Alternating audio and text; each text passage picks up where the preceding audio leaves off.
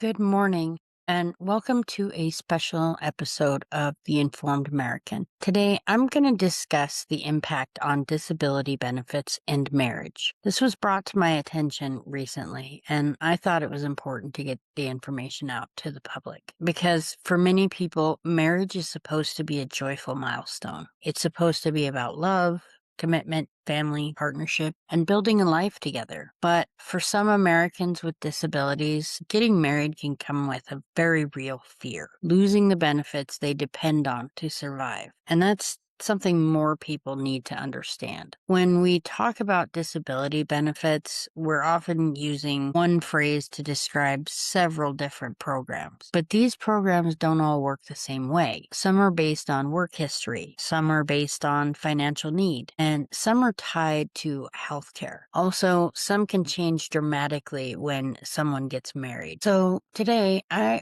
want to break this down in a clear, simple way. First, let's talk about SSDI, or Social Security Disability Insurance. SSDI is usually based on a person's own work record. That means if someone worked, paid into Social Security, and later became disabled, they may qualify for SSDI. In most cases, getting married doesn't reduce or stop someone's Social Security disability insurance if those benefits are based on their own work history and not their spouses. So for many people receiving SSDI, marriage itself is not the problem, but SSI is very different. SSI stands for Supplemental Security Income. It's a needs-based program for people who are disabled, blind, or elderly, and they have a very limited income and limited resources. So because it's needs-based, the government looks at a person's finances to decide whether they qualify. And when someone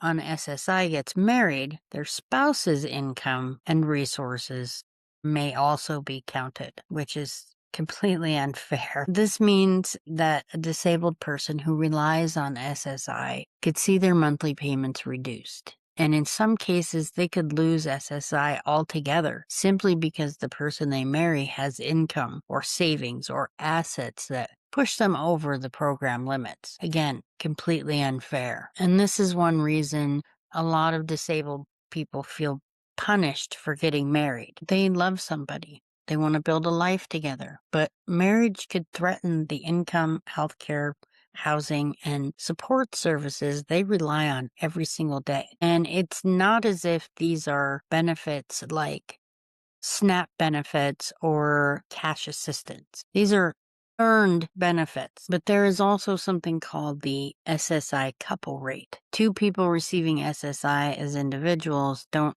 simply keep both full payments after marriage. Instead, Social Security uses a lower married couple benefit amount. So even when both spouses are disabled and qualify for SSI, marriage can still mean less money overall. Thankfully, that's not the case with regular Social Security, but that's another subject altogether. Then there are disabled adult child benefits, sometimes called DAC benefits or childhood disability benefits, and these may be available to adults whose disability began before the age of 22 and who receive benefits based on a parent's Social Security record. For people receiving DAC benefits, marriage can be especially risky. And in many cases, those benefits can end if the person gets married, unless a specific exception applies. For example, benefits may sometimes continue if the person marries someone who also receives certain types of Social Security benefits. But the rules are complicated and not every benefit counts for that exception.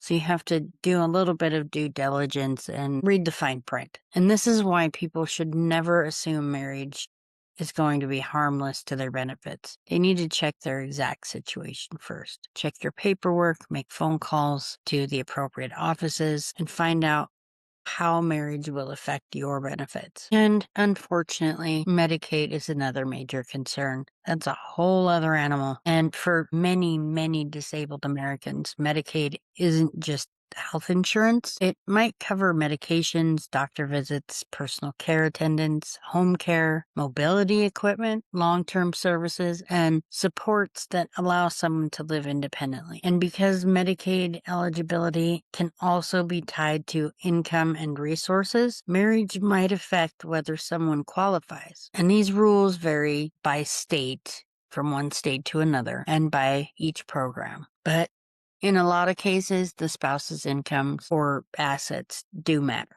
And for someone who depends on Medicaid, losing coverage could be extremely devastating. And this is where the issue becomes bigger than money. This affects people's freedom to marry, their ability to form families, their financial independence, their health care, their dignity, and their futures. Many people with disabilities are forced to make impossible choices on their own without a spouse, and they might have to choose now between marriage and medical care, or between commitment or financial services, financial survival. They may have to choose between love and the support system that keeps them alive and functioning. This isn't a small issue.